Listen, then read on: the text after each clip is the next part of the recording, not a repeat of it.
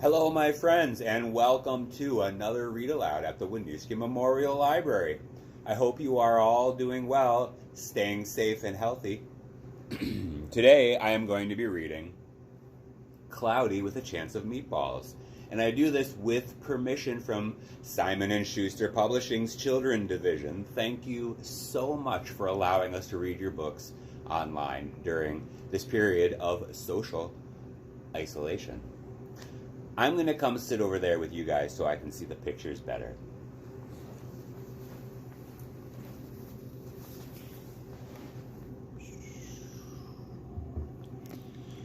Cloudy with a Chance of Meatballs. Written by Judi Barrett and drawn by Ron Barrett.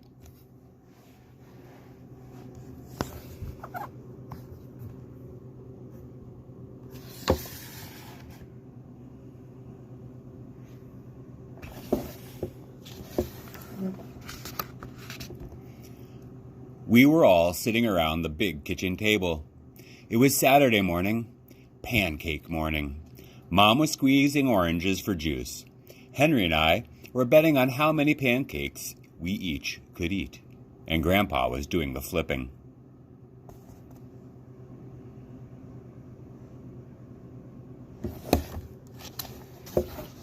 Seconds later, something flew through the air, headed towards the kitchen ceiling, and landed right on Henry. After we realized that the flying object was only a pancake, we all laughed, even Grandpa. Breakfast continued quite uneventfully. All the other pancakes landed in the pan, and all of them were eaten, even the one that landed on Henry.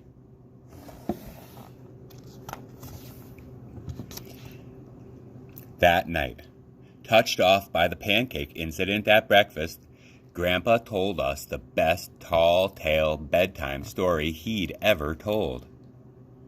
Across an ocean, over lots of huge bumpy mountains, across 3 hot deserts and 1 smaller ocean, there lay the tiny town of Chewandswallow.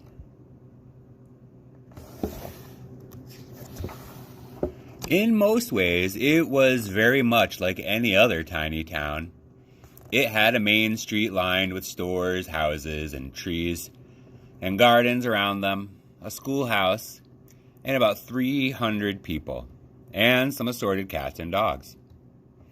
But there were no food stores in the town of Chewandswallow. They didn't need any. The sky supplied all the food they could possibly want. The only thing that was really different about Chewandswallow was its weather. It came 3 times a day, at breakfast, lunch, and dinner. Everything that everyone ate came from the sky.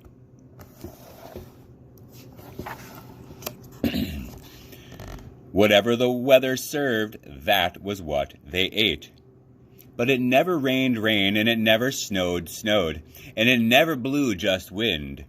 It rained things like soup and juice, and snowed mashed potatoes and greened peas. And sometimes the wind blew in storms of hamburgers.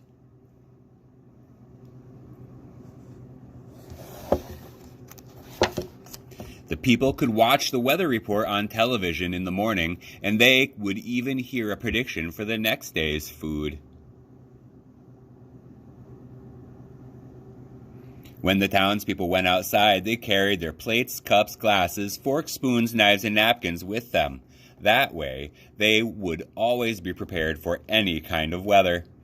If there were leftovers, and there usually were, the people took them home and put them in their refrigerators in case they got hungry between meals. The menu varied. By the time they woke up in the morning, breakfast was coming down. After a brief shower of orange juice, low clouds of sunny-side-up eggs moved in, followed by pieces of toast, butter and jelly sprinkled down for the toast, and most of the time it rained milk afterwards. For lunch one day, Frankfurters, already in their rolls, blew in from the northwest, at about 5 miles an hour. There were mustard clouds nearby. Then the wind shifted to the east and brought in baked beans. A drizzle of soda finished off that meal.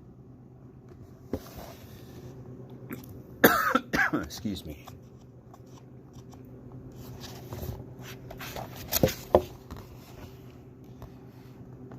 Dinner one night consisted of lamb chops, becoming heavy at times with occasional ketchup. Periods of peas and baked potatoes were followed by gradual clearing, with a wonderful jello sunset in the west.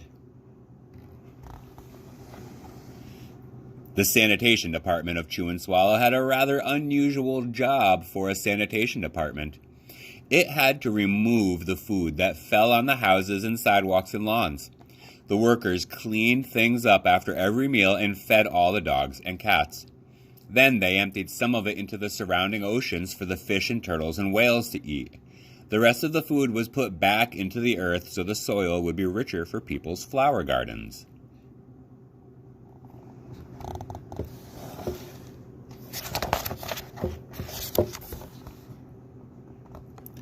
Life for the townspeople was delicious until the weather took a turn for the worse.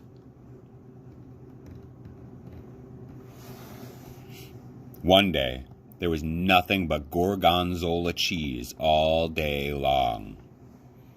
The next day, there was only broccoli, all overcooked.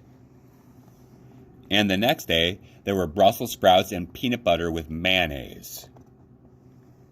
Another day, there was a pea soup fog. No one could see where they were going, and they could barely find the rest of the meal that got stuck in the fog.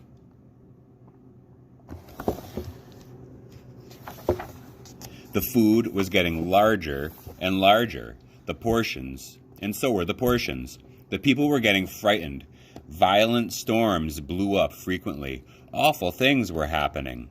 One Tuesday, there was a hurricane of bread rolls all day long and into the night. There were soft rolls and hard rolls, some with seeds, some without.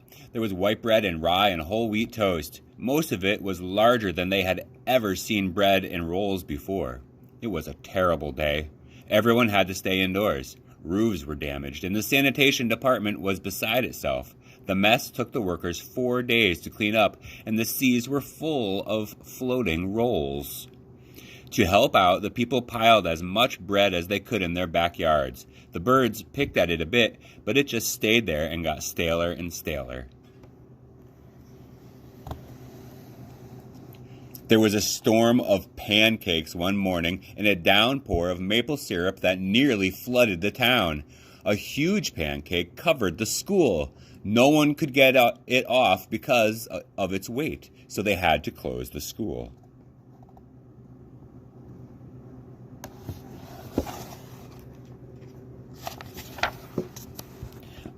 Lunch one day brought 15-inch drifts of cream cheese and jelly sandwiches. Everyone ate themselves sick, and the day ended with a stomachache. There was an awful salt and pepper wind, accompanied by an even worse tomato tornado. People were sneezing themselves silly and running to avoid the tomatoes. The town was a mess. There were seeds and pulp everywhere.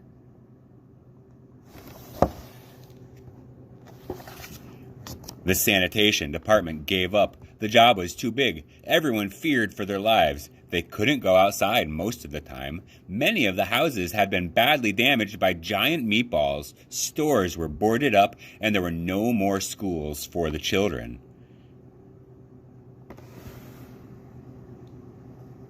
So a decision was made to abandon the town of Chewandswallow. It was a matter of survival.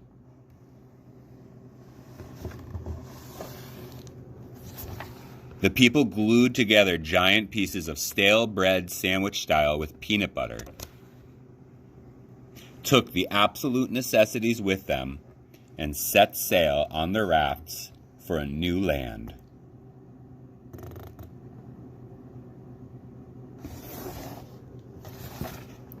After being afloat for a week, they finally reached a small coastal town which welcomed them. The bread had held up surprisingly well enough for them to build temporary houses for themselves out of it. The children began school again, and the adults all tried to find places for themselves in the new land. The biggest change that they had to make was getting used to buying food at the supermarket. They found it odd that the food was kept on shelves, packaged in boxes and cans and bottles. Meat that had to be cooked was kept in large refrigerators.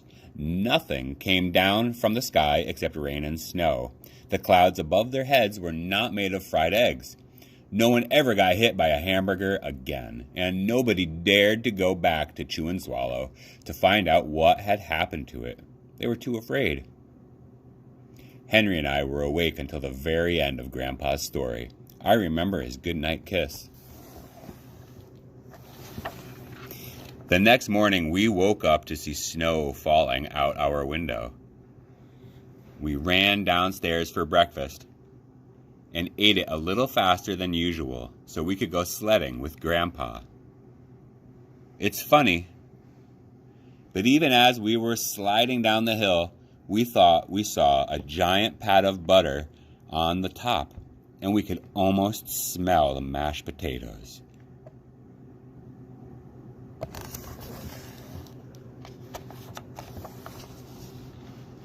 The end. That's the end of our story for today, my friends. Cloudy with a Chance of Meatballs is a fun story for me, I think. I hope you'll join me again next time. Have a great day. Stay safe. Thank you, Winooski.